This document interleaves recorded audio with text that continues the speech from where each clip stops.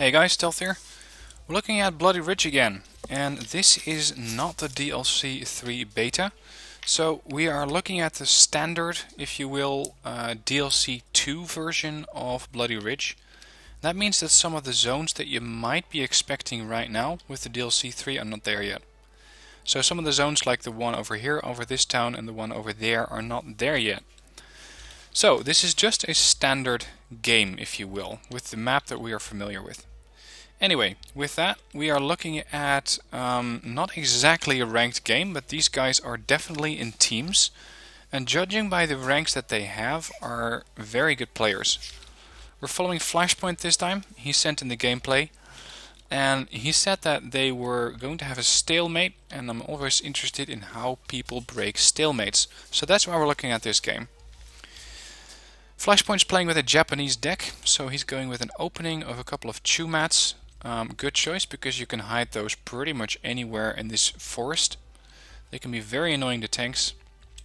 Kiyomarushiki tanks, Kiyoroku WAPCs with infantry, command infantry, another Kiyomarushiki, a third one even, and some Tansam short arrows.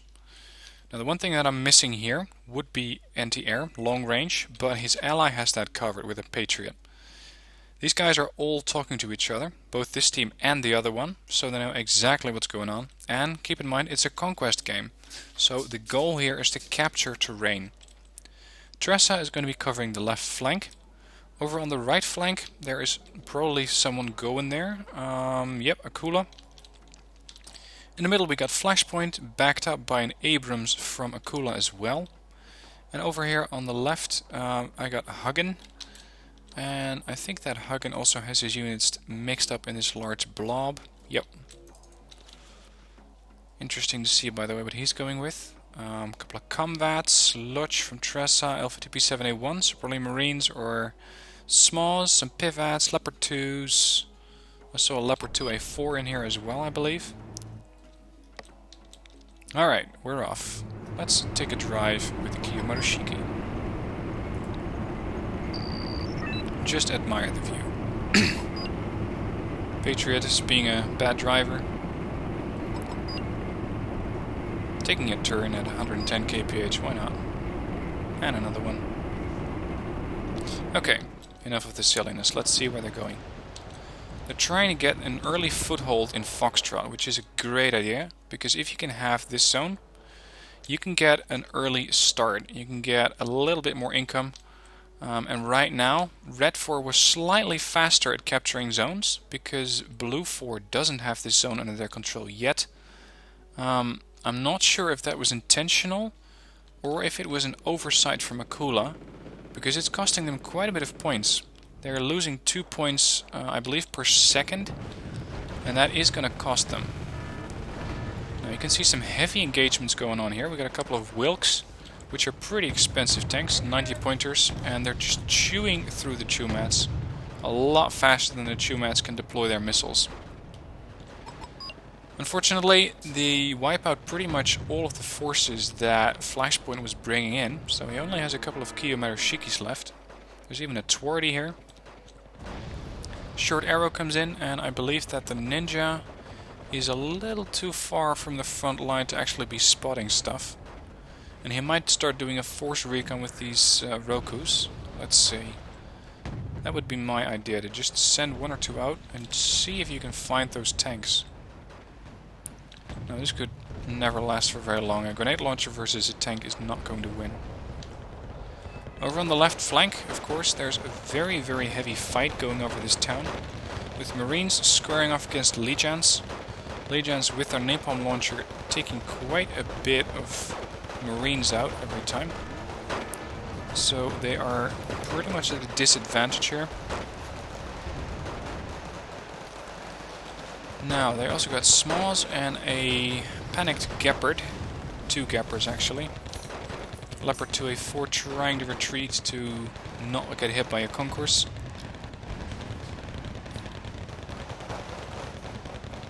And now Blue 4 has probably captured this zone. Yep, they just did. LAV sitting pretty much in the open. Pretty risky play there. Not sure why they haven't parked it in here, but that might be because it's too tempting of a target if you leave it in there. Because like this, if you have it in this tree line, it's a pretty obvious target. So this could be not an accidental move, but an intentional move. Now you can see that, as always, conquest games are quite a bit different from the destruction games, because you're not counting points really. If you lose a couple of foot troops, it doesn't really matter that much. It doesn't mean you should sacrifice all of your troops, because you still have to deal with income, of course. But other than that, it doesn't really matter if 1 or 2 vehicles get destroyed, more than usual. Because getting the points and getting the zones under your control is more important here. Flashpoint in the middle took quite a beating, and it seems that the Kiyomarishikis are trying to retreat, probably towards this forest or towards the Abrams. They have a Patriot back here with his radar turned on. I hope that no seaplane shows up. And by now you're going to see the weakness of the Kiyomarishikis, which is their fuel. Their fuel is, I believe, 350 kph or 350 kilometers. That autonomy is not great. You do want to have a lot of autonomy on tanks so that you don't have to babysit them with fuel. But a couple of KV-107 or CH-64Ds, I believe you can call them as well, solve that problem. Now what he does need over here is a bit more recon. If you can get a couple of stealthy recon guys in this forest, he might be able to spot what's going on there. And by now it seems that Red 4 is winning the battle, because they got 117 points versus 6 on Blue 4, and they're still gaining. So this was the real fucking Jesus, quite a nickname. And F-18 Rapes is over here. As you can see, they are not worried about bringing out expensive units like the T-72BU. But in a game like this, those things can really have an impact, maybe even more so than in Destruction.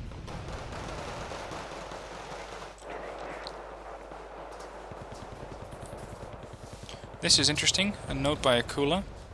Akula is managing his forces on the right flank, but he's also keeping an eye on the left, so he has good situational awareness. And he knows that he also has to keep an eye on the left, because if Red 4 does manage to come in here and either push into this side or there, and they find that command vehicle somehow, then this is pretty much game over.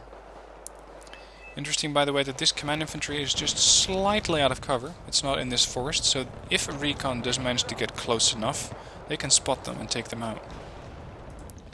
Let's see if Red 4 is actually flanking. It seems that they haven't seen this gap yet, because they're probably too engaged in micromanaging these units and bringing in new reinforcements. You can see that there's a steady stream of infantry coming.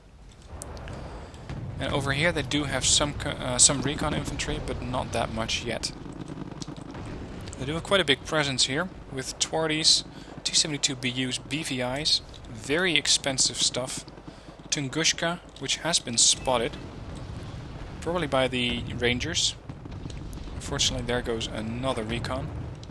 Now Blue 4 is making a move, taking out a T-72, and I'm pretty much waiting for an anti-tank plane to come in. Good coordinated push here with Akula and Flashpoint. They're pushing up and retreating as soon as they destroy a couple of tanks. Flashpoint's putting a defense marker here, probably saying, okay, get back.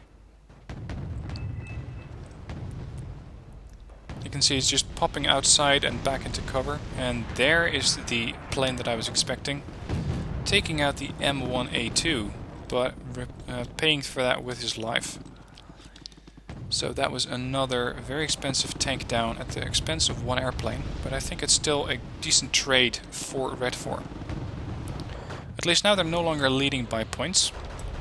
This command vehicle is in here, but it's being neutralized by another command infantry unit from Flashpoint. So he's doing a good job at neutralizing that advantage that Red 4 had. But not before Red 4 scoring 150 points. On the left, Hugin is very, very solidly stuck in here with all of the infantry. Tressa is also operating in this area, with some Leopard 2A4s, which are probably squaring off against that T-72BU. That thing hasn't taken any damage yet, or it's been repaired already. And this unit that's coming up here has just fired off a major napalm load, as you can see over here. So the only way for Tressa and Hugin pretty much is forward, trying to push them out, with more napalm troops coming in for Red 4. Let's have a look at how Akula is doing. He has some Navy SEALs up here and one M1A1 Abrams, but I hope they're not going to make the same mistake again, because if this thing gets spotted, and it just did, it's got spotted by the Spetsnaz, then another anti-tank plane might come in and try and get this Abrams out of the way, because this is still a 120 point vehicle, very dangerous. Chad put down a marker saying damn, I'm not sure why. I don't know. This was not blue 4, this was red 4. Internal coordination, I think. Interesting push-up by Flashpoint, pushing up with a couple of M67 recoilless rifles, trying to get some shots in the Mostrelkis. And the Kiyomarishikis are dodging in and out of cover. There used to be 3, and here's the third one. It has been probably repaired or resupplied by the KV-107s. And fuel, as you can see, is still a problem, along with some damage. You can see just how much the range on these short arrows is. They shot down a chopper hovering over this Koloss. So great range there, and that's another dangerous helicopter out of the way. As you can see, it's a very, very busy match. There's a lot going on. Over here on the right, Akula is trying to, I think, drop off some forces. They probably already did. Where this thing is just hanging here as a spotter, to make sure that Red 4 doesn't come up with any sneaky tactics and go through this side. And he has it very well locked down with a couple of stingers. Now these are not going to stop a major helicopter push. They will stop some helicopters, but it's mostly a tripwire defense, combined with the Black Hawk and the Frog. In the meanwhile, Red 4 is gaining a foothold in here. And Akula put down a marker saying if you put down recon here, you see everything. So let's see what they can actually see right now. They cannot see any of the infantry in there. Let's see if they have any artillery nearby, because I don't see a lot of blue 4 artillery supporting them. They got a couple of mortars over here which have fired pretty much half their rounds.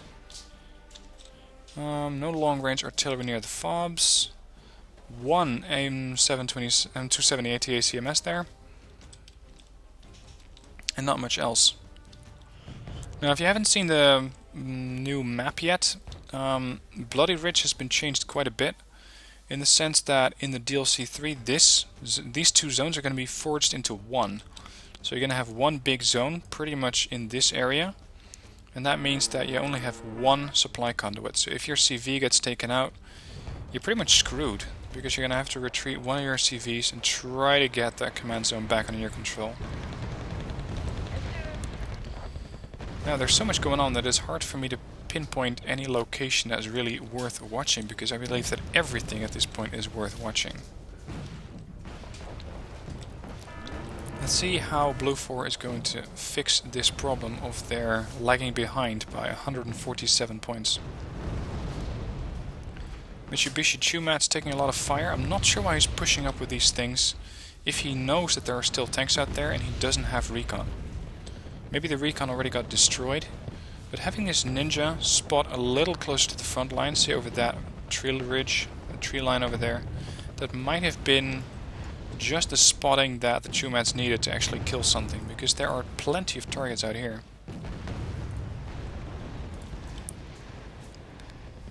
An M1 Abrams engaging a T-72 BU, if that's what it was firing at. T-72. Kiyomarishiki, again, dodging out of cover, taking a shot, killing the T-72. And over here, his other Kiyomarishikis are all being repaired and rearmed. New supply choppers coming in right now. And you can see that this zone is very heavily fought over.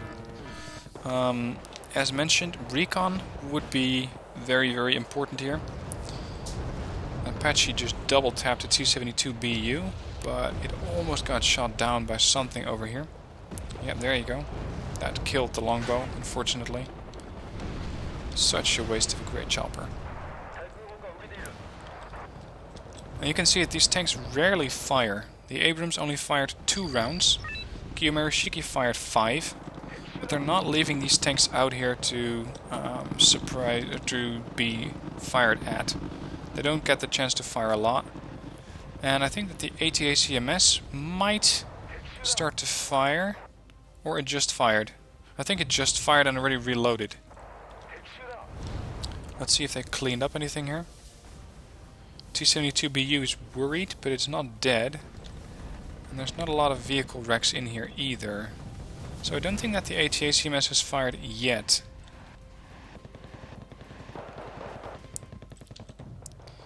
I think that a seed run by either Flashpoint or Akula over this region could be very, very nice, because it might be able to kill that buck, and it might be able to get the Tunguska that's hiding inside that forest. Hachi Nanushiki Recon spotting this Wilk. Wilk immediately takes a lot of fire from 5 tanks over here, but it's not dead yet. New Twardy is coming in. And this is a tank that you want out of play quickly because it has an autocannon, I believe. Or am I confusing it with another one? No, sorry, it's not the Twardy, it's the Moderna that has the autocannon. The Kyu Marushikis are continuing to dance back and forth. Let's just have a look at these tanks.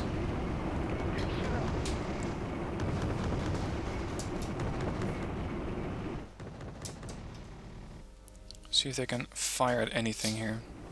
You can see he's making good use of this cover, trying to keep his tanks invisible, and only when they have an actual target he's going to pop out and shoot something. And targets are not really getting spotted right now.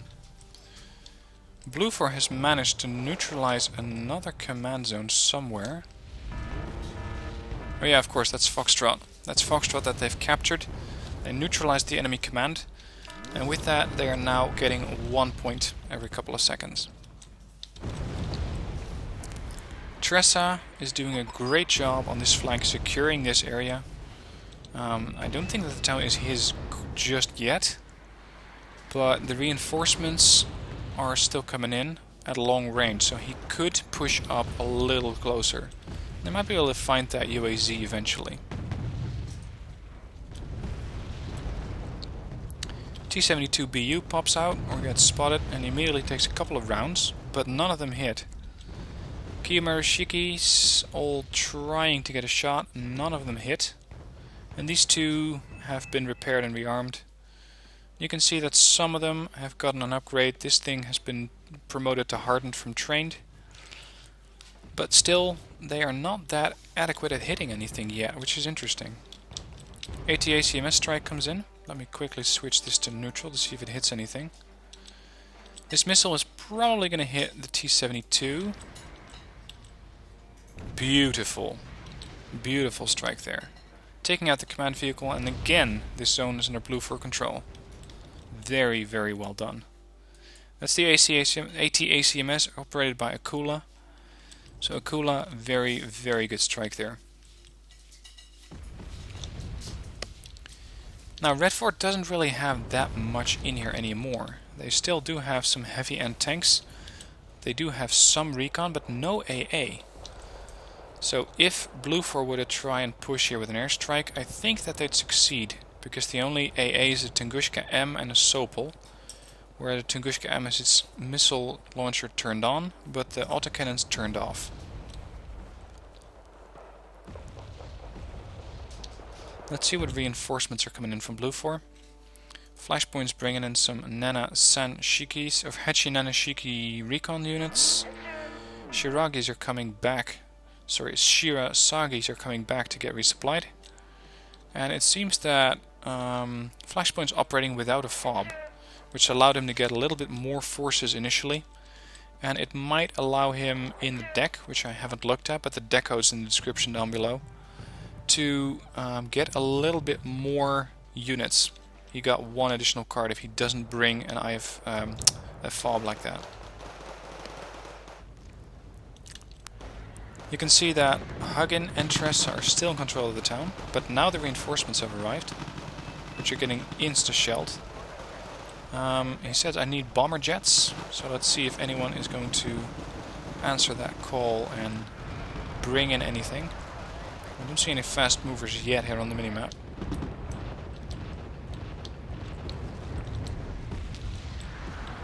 Sometimes these conquest games turn into a bit of a war of attrition, where the person who runs out of units the first is going to be at a disadvantage, and it might be so that M1A2OP, who's operating in here, has not that many resources left.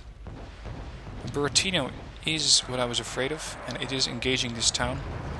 It really doesn't have to aim very well, because every block in this town has infantry inside it.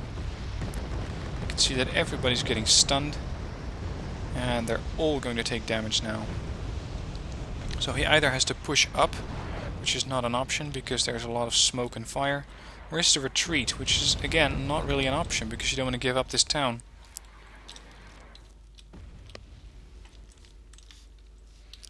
In the middle, Flashpoint is still bringing in more forces. He now has the 4 Kiyomarishikis all operational, all reloaded, not all of them refueled. But he also has some other tanks here now. The Nanayon Shiki E's, which are great units, 65 point accuracy, 13 AP power, and a 10 round a minute rate of fire. Makes them very, very capable of firing those shots off very quickly. One unit of JSDF Rangers here, another one over there, and Nahechi Nana Shikis. The one thing I'm not really seeing here is long range AA. But it seems that there's not really a need for that though, because I haven't seen any planes try to do missions here. Probably because both sides think that the other has a lot of AA in there. Which both sides, you could say, are wrong about. Because there is a Patriot as long range AA, but that's pretty much the only unit that they have, except for the short arrows, but those aren't that great against airplanes. Red 4 has 1 Cub M4, 1 Sopol, and that's it. And they're now bringing in expensive command vehicles in the form of the T-72 M1K, 215 point vehicle. So a heavy investment there. And there's command infantry. So this area is now resistant to AT-ACMS strikes, because the AT-ACMS will destroy the tank but not the infantry. And vice versa, if you shell this with standard artillery rounds, you're not going to destroy the tank. So this is a solid setup, but it's expensive to get 2 command vehicles in there. And it seems that Red 4 is now coming up with a bit of spam units. T-34-85s are coming in. Not really great units. 15 point tanks, cheaper than infantry, terrible accuracy, terrible AP power, bad frontal armor. So I'm eager to see how he's going to use those. But by the numbers, it seems that he's preparing a push, because they're spread out all over here. And if he's going to push those into these lines, then the Hacha, the Nanayon Shiki E's, and the Kiyomarus will take them out very, very quickly. Wide front push here by Flashpoint. It's not easy to get all of your units pushing up like this very quickly. So this is excellent micromanagement here. A couple of those T-34-85s get taken down, but the real threat is in here, in the form of the T-72BU, and I saw some other expensive tanks come in here. This one has to start retreating now, if he doesn't want to lose it. This Kyo is taking its place. I hope that he is realizing that this tank is in a major weak spot. And there is one Kyo that I cannot find anymore, so it might have been destroyed already. Now the bombers come in a response, taking out one. And I don't think that the second's going to live either. That's another one down. Another MiG-27 comes in. But I'm not sure what they're going for. Maybe the Abrams. And one of Red 4 surrenders. Not sure why. Because it seems that Red 4 is still leading. And while Blue 4 is pushing up... Yeah, I don't get this. Maybe Red 4 just thought, well, if we don't have Foxtrot, there's no hope. Or they spent all their units. I think it's a bit weak to surrender right now, but... Okay. They probably had a good reason, I hope.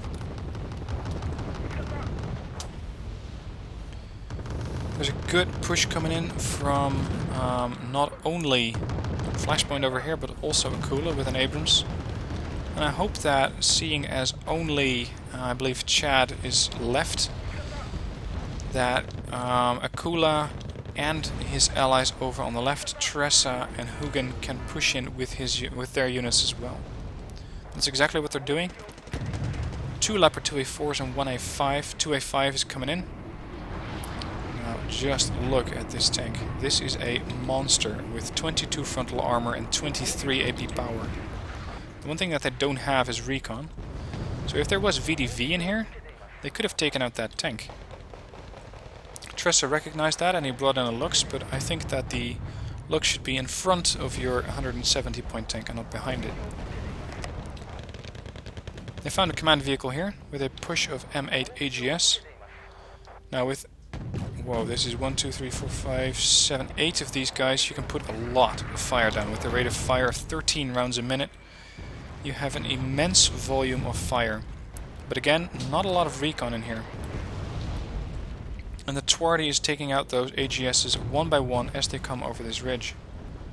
You can see that this thing has absolutely no problem wiping those M8 AGSs off the map. Another one goes down.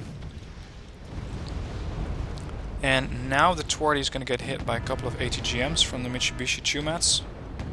Second Twardy in here. Chumats are paying dearly for it, and the Renzus cannot help them out because they're out of fuel.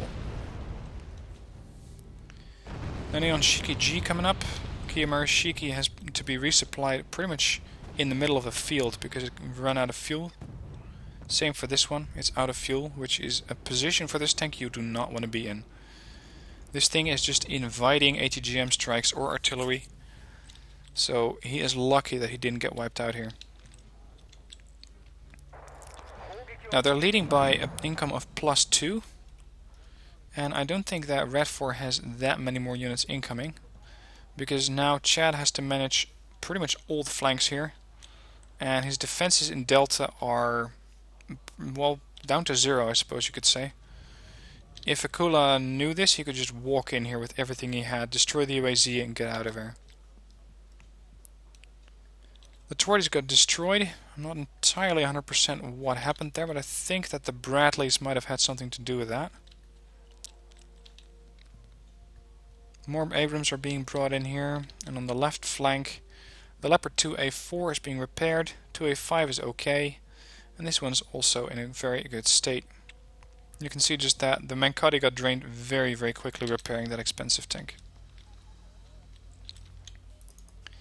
Now, I think that most of the interesting gameplay is over by now. He's bringing in more Twardies, a duo of 2 of them. And over here it's pretty much game over, I think. A couple of Modernas hiding back there. Not sure why. Afghanskis are all pulling out. They were all here as an anti-helicopter force. And you can see that all of these Prowlers are now coming in. And they scout nothing. They cannot find anything in here. This might have been a random bombing, because there was nothing in there. Air superiority fighter, probably covering those intruders. I think that he's just trying to hopefully get command infantry down. But this again is a good lesson in recon and the importance of it. If he had a recon helicopter over here, he could see if there was anything in that town, vehicle-wise, and maybe even spot some infantry. And seeing as he wouldn't take fire, he might have pushed up further over this ridge line and then try to spot the CV back there. Because this is pretty much a waste of time, purely because he doesn't have the required information.